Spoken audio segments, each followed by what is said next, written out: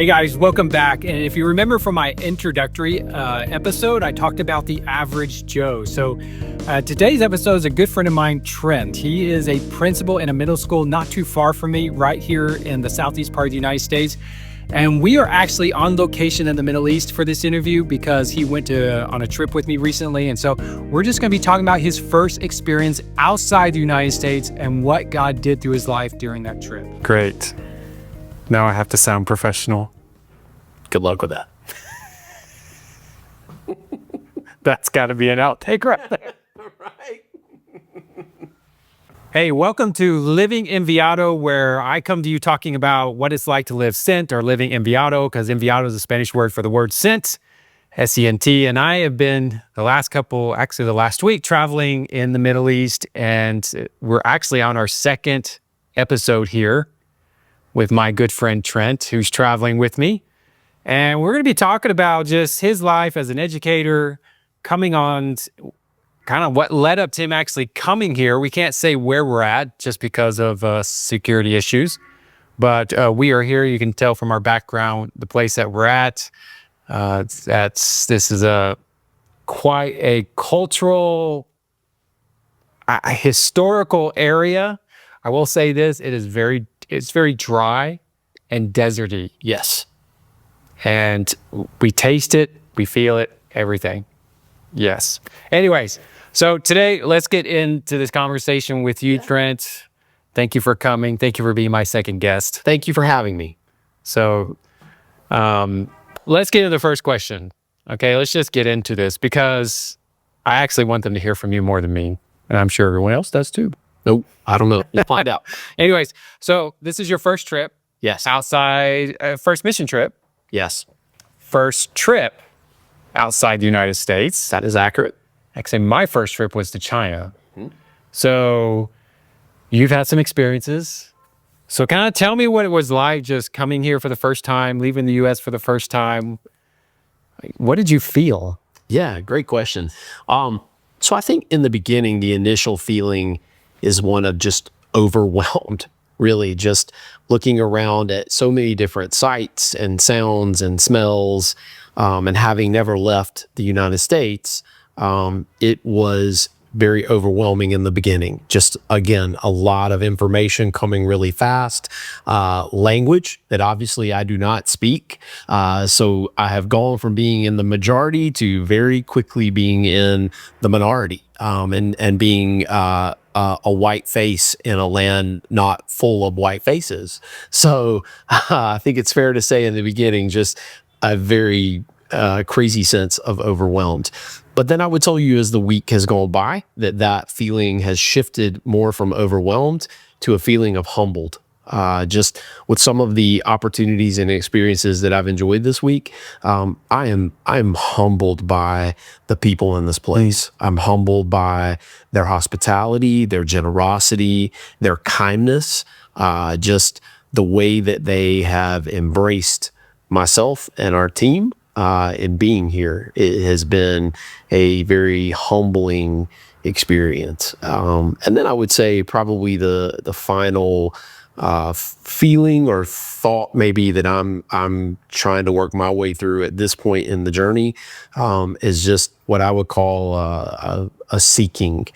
Just what is God going to do with this in my life, and what's next, right? Like the trip's not over, so you want to enjoy the moment, right? Live in the moment. But I've also begun to think about, hey, what are potential options for down the road? What are potential options for additional trips? What are potential options for my family as it relates to how they might, participate with me in missions? And also, what does that look like for me in trying to support missions, right? Where do I go from here?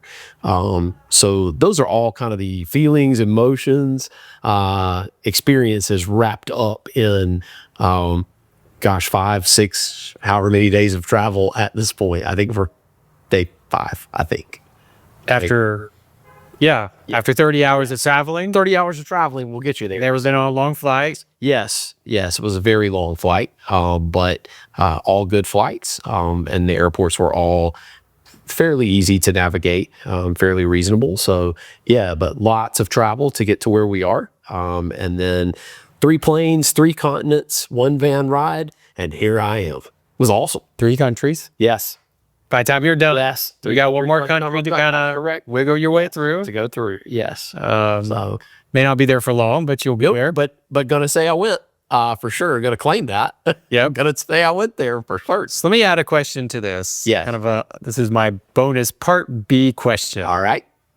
So what does it feel like to be, because right where we're at, even though we can't say, but maybe it might give maybe it'll give some clues to someone watching Yes. or listening, but we are not very far from quite a few conflicts going on. I mean, we can stand on the roof of the building we're at. We can see, Yes. we can see one country that is major issues to the north. You know, you got another direction. Actually, probably got 3 or 4 different directions from here. And you've got conflicts in all 4 countries. So what's it like to kind of be right smack in the middle of all of that? Yeah. Wow. That's a really great question. And I guess what I would say to that is that, number one, I have read about and studied about this particular region, for a long time, having taught social studies and geography and whatnot.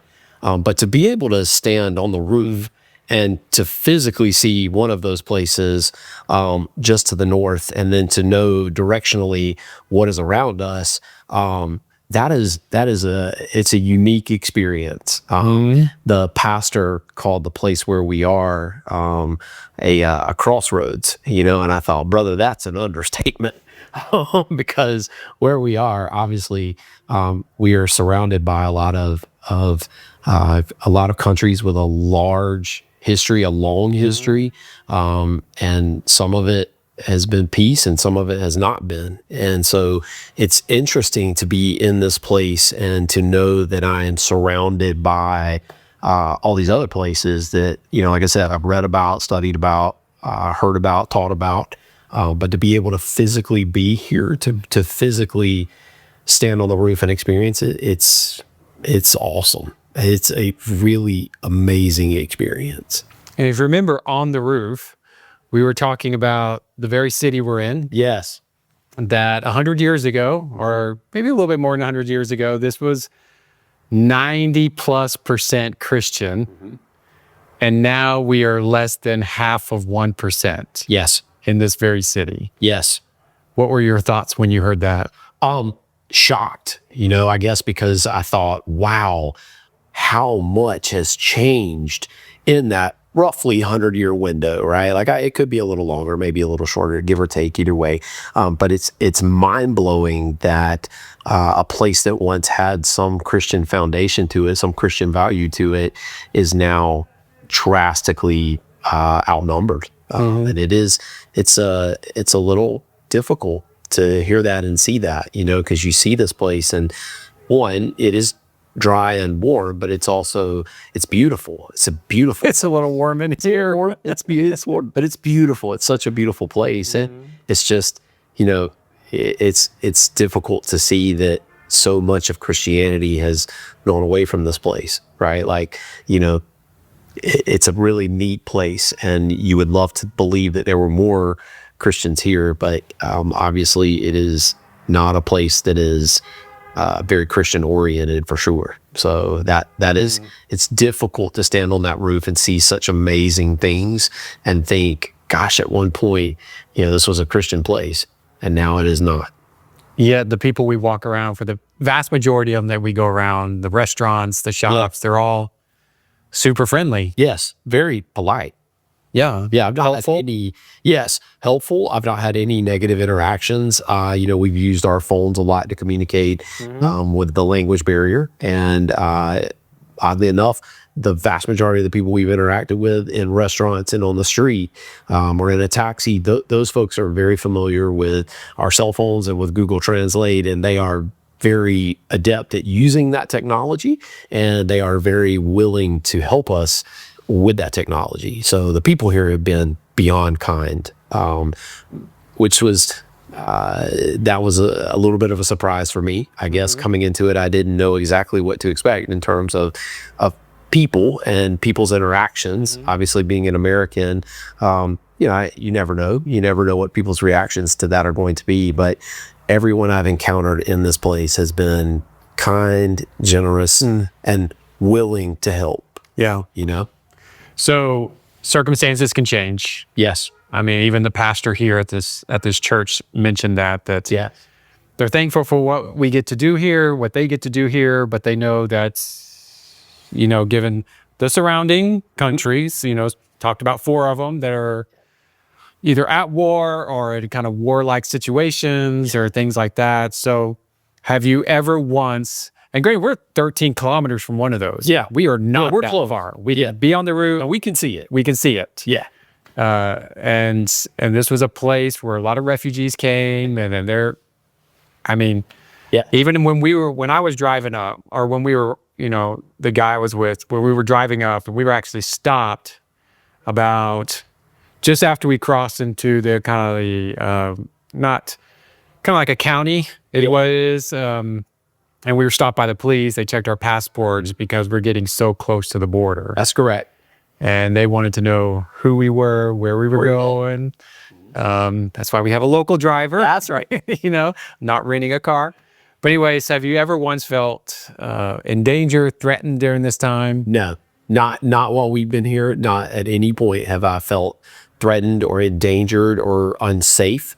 And I'm grateful for that. But genuinely, I have had no fear while being in this place. It has been just, again, a great experience and a very unique opportunity. But yes, even being in this area where I know we are surrounded by potential hostility, within this particular place, I have felt incredibly safe being here. And I'm glad I came. I'm glad I didn't allow the fear of safety to prevent me from coming to this place, because I guess people certainly could feel that way or experience that, but I've not had that feeling at all. It has been very great being here.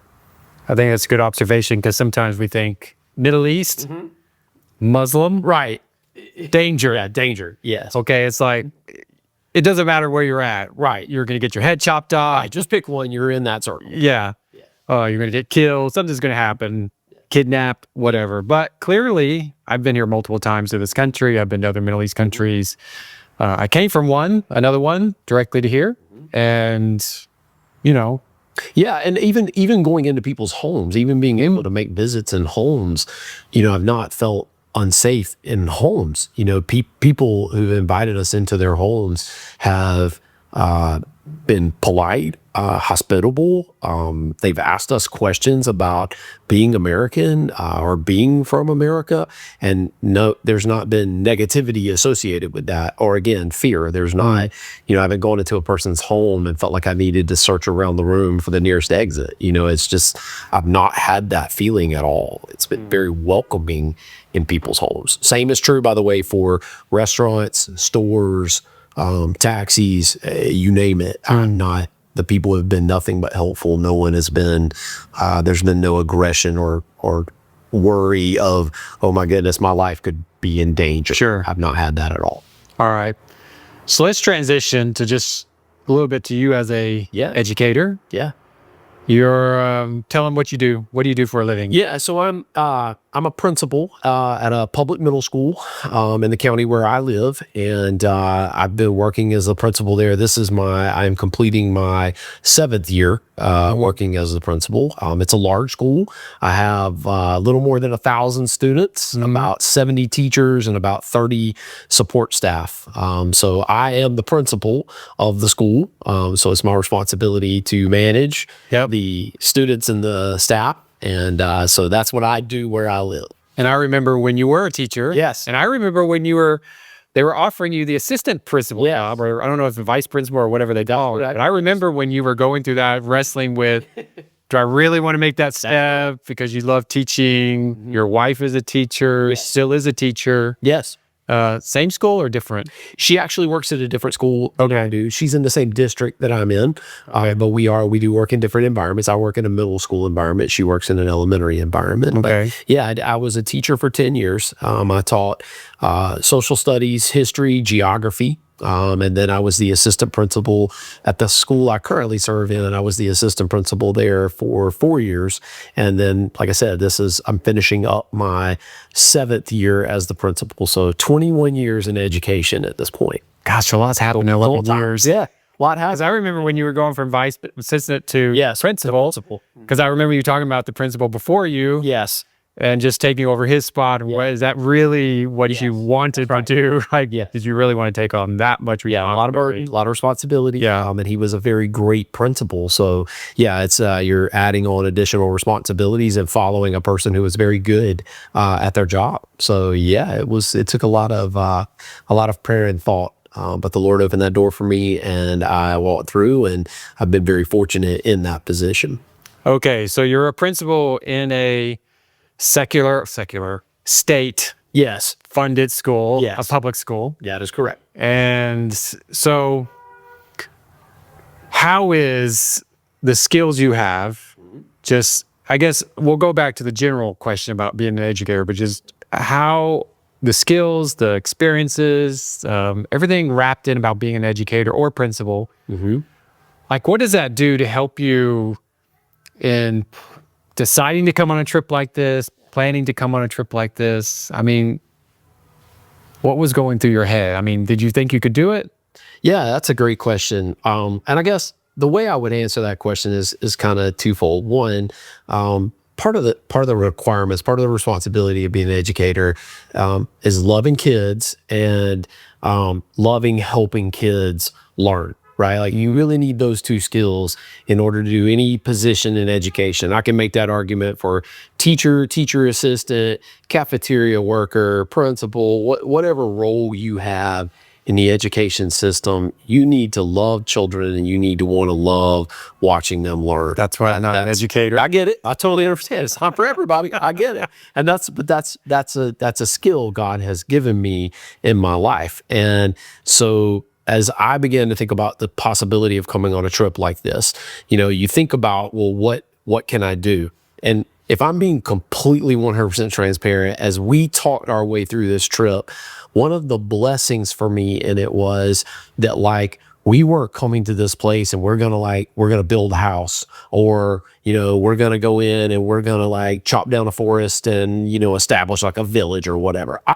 I don't know that my gifts, I don't know that what God has blessed me with translates particularly well to that particular service. And God bless those people who do that in me. You want to leave this area knowing you've built a house for family? I mean, I just, I think it's great that people do that. I think it's wonderful that God gives people the ability to do that. And I'm certainly not mocking that. But I think that because part of my job is to talk to people, to encourage people, to listen to people. A lot of what I do as the principal falls into that realm, right? Hard reality is I don't go to my job every day and teach a subject or a content. That's not what I do anymore. That's what I did as a teacher. As a principal, as an administrator, my job is to help people solve problems. That means I have to talk to people. I need to listen to people. I need to come up with potential solutions. And then I need to come up with resources to help people fulfill whatever issues are going on, right? So part of this trip, coming on this trip, part of the draw for me was, that I'm going to be working with people by listening to them, by telling part of my story, by listening to their story, and by, in general, just being a loving person, right? The people that I've encountered this week in their homes, they're refugees, they have nothing in many cases, really. And so they don't need me to build them a home or, to build a village or, put in a water filtration system. They don't need that from me. They needed someone that could tell them a little bit about, my story and a little bit about what has happened in my life, but also to listen to what has happened in their life and to love them and encourage them along the way. So it's funny, it's interesting that my first time on a trip, my first time going on missions, or my first time leaving America and coming to a place like this happened at this point in my life. Because I think if it had happened when I was 10, 15, 20 years younger, I think I would have come with the mindset of, what are we doing? Where are we going? Like, I think I would have been driven by check marks and accomplishments. I feel like on this trip, God has taught me the value in conversation, listening, hearing what people have to say about their lives, telling them a little bit about what God has done in my life, sharing some of my story, and not just my testimony, but also what I do to earn a living, and what I enjoy, and my family. So those have all been those are very connected to what I do every day in my daily life, right? I've also had the privilege of meeting several students while here, which is exciting for me, obviously. And I've met a few that are in the latter stages of their educational lives, some of them in the 11th or 12th grade. And so in this culture, when they get to that point, in order to finish, they have to take a pretty significant final exam in order to be able to graduate or to finish. And ironically, again, just the Lord's timing, but my students back home, in 6 or 8 weeks from now, they'll be taking a major year-end test. And so it's been neat to tell those folks, hey, I understand what you're dealing with as a student. I know what it looks like when you have significant testing coming up and there's some pressure associated with it. And, you're going to do it. You're prepared for it. You're ready for it. It was neat to be able to share some encouraging words. So I never in my wildest dreams would have imagined being able to connect what I do to earn a living to the trip. I don't know that I really solved that right away. But I think being here in this place and being able to experience it, it's been pretty awesome to connect my daily life at home to what I've experienced here daily as well. I like that, because so many people think that they don't have what it takes. They don't know enough. They're not the doctor. Right. They're not the teacher teaching English, or they're not, I don't know, something. Right. So I think, well, I just don't have anything to give. When, part of what you said, you were taking some of your skills to apply it, but you were also talking about just taking the story of your life and sharing it. Yeah, just what you bring to the table. Yeah, I don't know that I have any I don't know that I have any special skills, or I don't have those kind of things.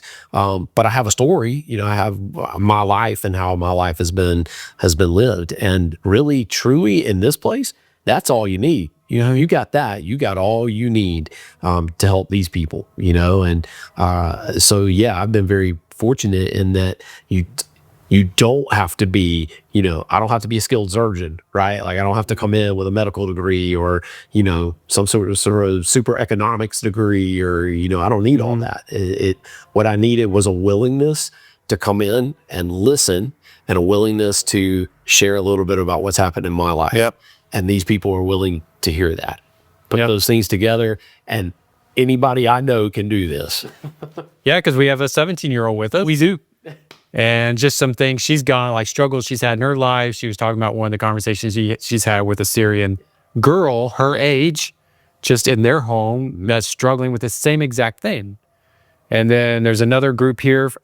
We didn't know they were coming, but they're from our old town. Yeah, they're from our city, or if you want to call it a city. That right? And some of them were talking about how just conversations they've had that it was just kind of able to connect with the people that either a similar life stage or a situation in their life was just in line with an experience they've had, good and bad. And they were able, even one lady talked about, she didn't want to talk about that part of her life, but she ended up in front of a lady who was having a similar experience. That's right. And God was just using her to use that, took that as a negative part of her history, but how God redeemed it and used all that to really speak to that Syrian person. Yeah. Yeah. So next question. So what has surprised you the most about the people, culture, and the spiritual environment of this area of the Middle East? Yeah. Okay. So I kind of want to tackle those maybe one at a time. Okay. People, in terms of the surprise with people, I think that it's fascinating that the people in the culture, are just like the people in my hometown, right? Like, and I don't know if I had any. They drink gallons of coffee. No, yes, they Do they? yes, they do. Here they just go little cups first. Yeah, but they go like cups. All day long. Yes, all day, right?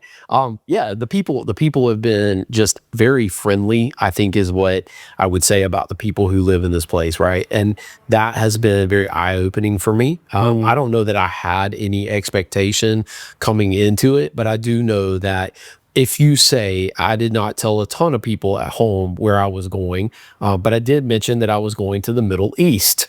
And some of them said A lot of people are negative. some of them said things like, really, why? Which is an interesting question, but nonetheless, some people obviously had thoughts. People obviously have thoughts about the Middle East. And so I guess coming into it, my mind was like, oh, I don't really know. I don't know what I'm getting into. But, in meeting the men and the women and the children in the city, they're just men and women and children who have lives and are trying to live their lives. And so the people here have been kind of welcoming, right? And I'm very excited that when I'm asked that question, at home, well, what was it like? What were the people like? I can't wait to say. Oh, they chase us with pitchforks. Right. I can't wait to say. Just see what they say. Right. Just to get their reactions. I can't wait for them to ask that question so I can say, after I mentioned the pitchforks, that they were really kind and hospitable and gracious people. Right.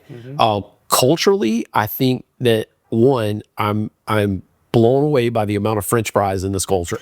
I did not see that coming. And if I told anyone that was going to happen, they would be like, no way. I did not see that coming. I did not. I guess that's kind of funny, but I truly did not expect meals to involve as many French fries as I have seen in this particular area. These are my people. They love coffee. They love bread and sweets. That is Ooh, the bakery. yeah. I mean, these people speak my language when it comes to food, because the minute we walk in the door, people immediately go, would you like coffee or tea? And the tea. And 5 pounds of sugar. Yes, the tea is, I was going to say, where we live, it would give the Beacon a run for their money, because it is very sweet. It is sweet. It is more like, would you like tea with Your sugar, pretty much. But yeah, culturally, those were all things that are very fascinating to me. You asked me something else. Spiritually? Oh, spiritually. So one of the things that's been interesting about that is kind of twofold. One, I guess I came with a mindset of, everyone in the Middle East is a practicing Muslim. They're all like devoted to it. They're all gonna, like when the call to prayer comes, they're all gonna like shut down and roll out their carpets and pray. And I'm gonna have to figure out how to navigate that. And what's interesting about that is that I've not seen that. I have not. I'm not saying people are not practicing. I feel certain that they are. But even today, we were in a home when the call to prayer came through, and the people in the home never flinched. They just kept right on firing away questions at us. And so I guess you learn rather quickly that. And the call to prayer just happened. It did, yeah. And it always just kind of driving, walking by. Moving, yes. And so it doesn't appear to be quite the life-stopping event that maybe I came into it thinking. I will also say that another thing that maybe I wasn't prepared for, I didn't expect, the people have a lot of questions about Christianity. A lot of the homes that we visited, as we've shared our stories or we've shared things about scripture, they're one, very willing to listen, but two, they ask, they ask a lot of questions about, why do you believe that? Or, why do you think that? Or where in the Bible do you see that? Or, we've been asked more than I would have imagined. People have listened more than I would have thought. And oddly enough, crossing all spectrums of the Bible. We've had conversations about Genesis 22, with Abraham sacrificing Isaac, all the way up to Mark 4, where Jesus calms a storm in the boat. Yeah. We've covered the gamut of scripture, which is Cutting off too far from that. Right. Thankfully, I've read the Old Testament. That helps because a lot of what happens in the Old Testament, they are super familiar with. So that's been eye-opening. But in all three realms, people, culture, and spiritually, I've been very surprised. I think if I were being completely transparent, I think that I probably came with the American mindset. You know, the Middle East, they're all Muslims. They all worship in the Muslim way, and you know, where they eat weird things, and like it's going to be really hard.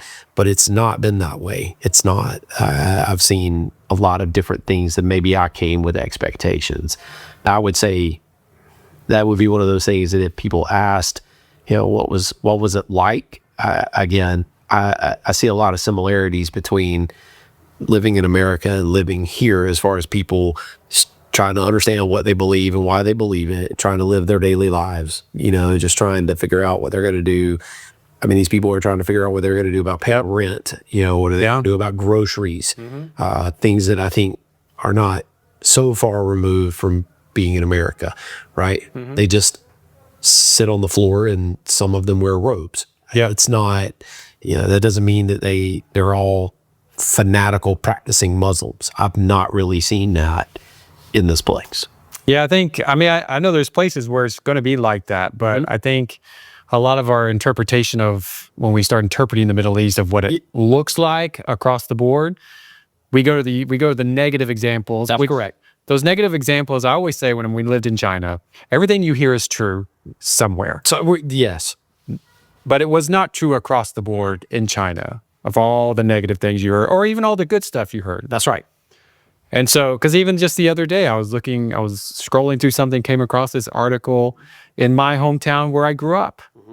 And I was actually surprised to read about it. It was a little community of about 1,000 homes. And it's completely, all the homes in there, the subdivision were homes owned by Muslims. They were practicing Sharia law in there. They had, you know, all this stuff. I was a little shocked by it. But you throw that out there and suddenly everyone, Right. you know, that's what they all, Now everybody. in reality, they don't all want that. That's correct. There are some, but not all. And it's fascinating to me anyway. I think we're so quick to generalize just all of it, right? Yeah. But we don't want to be put in that boat. In other words, I mean, I live in the South, obviously. You know, you just hear me talk, you know, I'm from somewhere in the deep South, right? And so it's pretty, but we don't all like, you know, we don't all like the same Southern things, right? Like, Yeah, I can't stand grits. grits, right? Like we get lumped into things that people assume we just do or like because we're Southern, right? I think that's probably the same mindset that gets carried over into the Middle East. You know, well, they're all like, they all fit in this nice, neat box. No, they don't. They don't all fit into that nice, neat box. You know, being here for the limited time, I've seen it was just, they're not all the same. Yep. You know, they're individual people with individual needs and individual loves and desires. And, you know, they deserve to be treated as individuals. If I have one big takeaway from everything that I hope to share with people who ask me, I hope that I'll be able to help people understand, as a American culture, we need to be careful that we don't lump the entire Middle East into what we see on pick your 3-letter network. Well, we don't like to be lumped into some No, sir. pick your thing out of the U.S. That's right. We We don't don't like to be lumped. quick to do it to other people, and I would say that's bad decision, bad judgment, in my opinion. So, 2 more questions. Yeah. Maybe. Okay. We'll see. How has this experience challenged or deepened your understanding of what it means to live sent? And not just overseas. Yeah. Okay. Because obviously we're here, and some people think missionary, oh, you got to go live somewhere far away. But just in general, just being a believer. Yeah. Luke, I believe it's Luke chapter 18 or Luke chapter 8, talks about believers being sent. Yeah. And just what does it mean? Yeah. So I think my answer to that question, I think, is that if anything this week has really taught me is slow down, listen, try to hear what people's needs are. And I don't think I have to come to this place to do that. I would tell you that there are kids in my school that probably are struggling with more than I realize, and probably living in a darkness just like people in this place, right? But I haven't taken the time to slow down and listen and try to be a light for them, right? That when I think about being sent, That's what I think I'm learning from being in this place. I'm learning that being sent doesn't necessarily mean I have to hop on 3 airlines and come 6,775 miles, right? Like, Yeah, I like flying. I know I got it was great. That's just me. But I understand. And I don't mind doing it, but I don't have to do that. I think that where I am in the community I live in the place where I work, in the neighborhood I live in, am I taking the time to slow down, listen to what people's stories are, and then try to see where I can help in either meeting those needs or in praying for those needs or in just being salt and light, being an encouragement in the place where I am. It's very easy in my job to become consumed with the job, right? Like it's real easy to allow that to happen and to make excuses for it and to say, gosh, well, I'm a principal of a really large school with a lot of kids and a lot of staff. And so I don't have extra time to do extra stuff, right? I think that's a cop-out. I think that's an excuse. And I'm sad to say it, really, I think that's an excuse. I think living sent means, hey, you know where you can invest and invest well? In those 1,000 students and 100 staff members, because you're there a lot. So start where you are. Start there and see where God leads. Who knows? Who knows where you go from there? But I do think that I've been given a really unique opportunity in my job situation to do the work of Christ, and I don't have to browbeat anyone with it, right? Like it's a unique opportunity to listen and engage with people. Maybe it's American culture, maybe it's me personally, but I don't feel like I've taken enough time to slow down and hear what people have to say. I think I'm so busy trying to solve problems and fix things that I like checks. I like check marks. I like accomplishing things, right? And this place has taught me, the Lord doesn't necessarily need me to put a check in a box. Sometimes he just needs me to shut my mouth and sit down and listen to a person and hear their story. So when I think about that question being sent, that's what I think. That's what comes to mind for me. Yeah, I think, the other day we were talking about that just as a group. Yeah. And we were talking about, as Americans, we do love those boxes. Oh, yeah. We love our project lists. We're great at it. I mean, we don't have to be bashful about that. We are really good at projects. Yes. Probably better than anyone else. Yes. But we are not as good when it comes to slowing down. That's correct. And stopping and hearing. Because even here, they have tons of projects going on. There's the pastor's been talking every day. We're doing this, we're doing that, we're over here, we're over there. But what they do is every time you go to his office, he stops whatever he's doing and he gives you his full attention. That's correct. And he'll pour you a cup of coffee. That's correct. And you guys, he'll sit there for 30 minutes to an hour with Hours you. all it takes. And he's in the middle of working, but he'll give you the time. And I think the people of this culture are very much like that. I agree. And I have a colleague that I admit I've gotten onto him because I feel like you got to pull back some. But truth is, I probably have to go more in his direction and to learn to stop. Yeah. Learn to listen. There's a balance. There's a healthy balance in it. But I think if I were being just honest with myself, I think I lean more to the side of I do too. task driven rather than listening ear. I do so too. This trip has reminded me the great value in developing that listening ear and putting relationships in line with the task, because like I said, it's really easy in my job in particular to task mind, just knock things off the list as fast as possible. But I do think in doing that, you miss that connection, that just person-to-person connection. And I believe that the person-to-person connection can open doors that the task may not. Right. And that's a good point, because you were saying you come here, it's like you want to have a sense of accomplishment, which is task oriented. Absolutely. And we think, well, if we walk away accomplishing that, it's done good. It's great report. We got a great newsletter. We get home. Everybody's going to be happy and proud of us. That's right. But probably I can show you the PowerPoint and the slideshow and all the things I did. But the most important thing was you went away learning, I need to slow down. Exactly. And pay more attention. 100%. And there's Sometimes it is worth spending all the money to come to a place like this just to come away with something like that. It was for me. It absolutely has been. I have no regrets. No, and it was totally worth it for me. So we got to get this coming to a close. We gotta land the plane. Yes, let's land it because we got more planes in the future. Yes. So this is more like just speaking to those, especially the Americans Yeah. in the U.S. who are not our South American. Well, we could talk to our South American friends who are behind the camera, Yes. but to believers. Yeah. Just believers in general. Like, what would you say to them, especially professionals like yourself, whether it's education, medicine, business, whatever, Yeah. like who feel like maybe there's like a nudge for missions? Because, you know, I've been talking to you for a long time, and you've had an interest for some time, Absolutely. but it just wasn't good timing. Time was all. So what would you say to them if they had this nudging or calling, you know, lack of better term? I don't like to use the word calling sometimes, I get it. but let's say they feel something, like something's just stirring them to want to go, Yeah. but they don't know where to start. They've got some doubts. Obviously, we talked about earlier about maybe my qualifications don't match because I'm not a professional missionary, not a professional pastor, not a theologian. Yeah. I don't know the Bible inside and out. Right. You know, I just barely know John 3:16. Right. What would you say to them?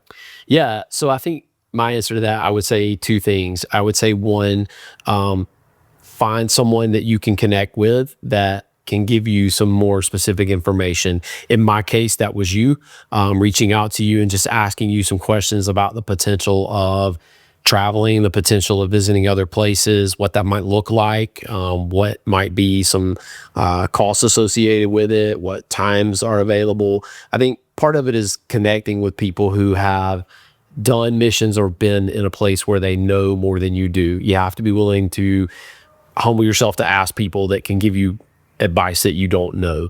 But the other thing that I would say to that is if you're feeling that nudge, if you're feeling that call, right, for lack of a better term, don't put a limit on what God is willing to do, right? Like, don't go into it with the mindset of, oh gosh, I'll never raise enough money. I'll just never have enough money. I should probably be careful how I say this, but No, say it however you I want. truly believe that we spend our money and our time on the things that we choose to spend our money and our time on, right? So, like, is there cost associated with it? Yes. Can you meet that? Absolutely. Do not put a limit on it because of that. Don't sell yourself short spiritually. You know, don't assume, well, I'm not good enough. I got good news. Ain't nobody really good enough to do this, as far as, like, if you think you're going to magically live enough years that you'll hit some random place where all of a sudden you're good enough to go on missions, I would love to hear a person explain that, because I just don't believe in it. You're not, there's never that magical window of, oh, well, I've arrived spiritually, I'm free to go on mission trips now. Yeah. Really? Since when? When did that happen? And how did you get there? I would love to have that, right? I think you have to be willing to say, you know, I'm going to go as I am, and I'm going to trust that God will give me the tools I need to do what He's already asked me to do, right?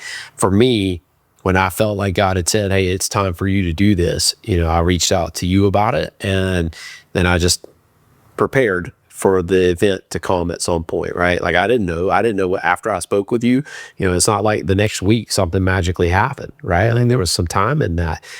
Be patient, trust that the Lord is working in that, and that He will give you the resources and the tools you need when the time is right, you know, but prepare for it, be ready for it, you know, because if God's nudging you in that direction, He's going to give you what you need to do what it is He's asked you to do. You know, And be flexible. yes, you have to be flexible. As we Your flexibility, our flexibility was really tested. yes, as we've learned, you have to be flexible with it. But it was not our original place. This was not our original vision, but And our second option was this also. not. It's not where we ended up, you know. not the place we landed. But in the end, God put us right where I think He wanted us to be, even if we don't fully understand that in the moment. And even if we never, ever fully understand it, I still believe God has us right where He wanted us to be. But I would tell people, find a person that you can talk to that has, for lack of a better term, been there, done that, right? A person who can give you some advice and suggestions on how to do it. And then two, don't put a limit on what God can do. I hate saying it like this, but a lot of us in the American church, in my opinion, a lot of us, we limit God in a lot of ways. You know, we're like, oh, well, you know, God's not going to do that. Why not? Why not? Right? I believe he can, you know? So I think sometimes we put limits that aren't really there, you know? And if we just give the Lord the opportunity to prove to us that he can do it, he will do it. You know, we just have to be willing to say, I want you to do it. I'm willing to let you do it. Right. Again, there's patience, flexibility in that. But I don't want to see it limited. You know, if you're feeling that nudge, you're feeling that call, then start preparing and just see what happens. Yeah, and you're not the only educator on the team. That's correct. And the other two signed up for, because where we were originally going, we were doing some kind of educational camp, and that's they specifically said this week that's why they signed up. And then one obstacle after. Yes. I mean, we could do a whole show just on those obstacles. Right. But then we end up here and we're not doing any of that. But they have loved it. I think so. In all my conversations with them, I think they've enjoyed the trip as well. And we did have an opportunity to do some interaction with a local team. So we weren't completely removed from education. But they've loved the home visits. Yeah, the home visits have been great. And yeah, it's been an eye-opening, wonderful experience. And I would encourage any person who's considering it, say yes, and then see what happens. You'll be amazed.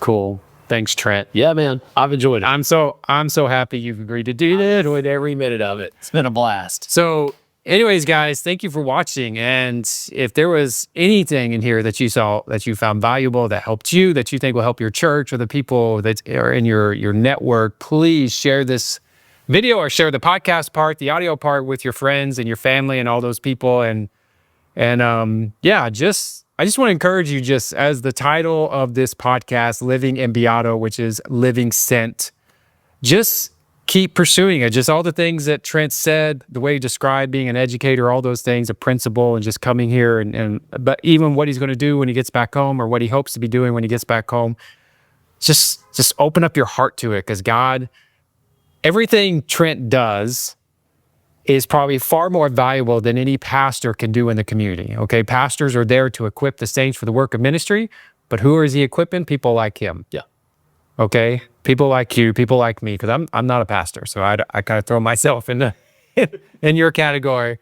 So we had that conversation kind of the other day, but yeah, just live in Enviado and look at what's going on. And while you're at it, if you're on YouTube, subscribe to the channel and subscribe to the podcast. And I'm looking forward to the episode number 3, which is going to involve the guy behind the camera right now. Oh, that's exciting. Yeah, who's from Bogota. So that's going to be really cool to watch and listen to as well. But anyways, thank you for listening or watching, whichever platform you're using, and I'll see you next time.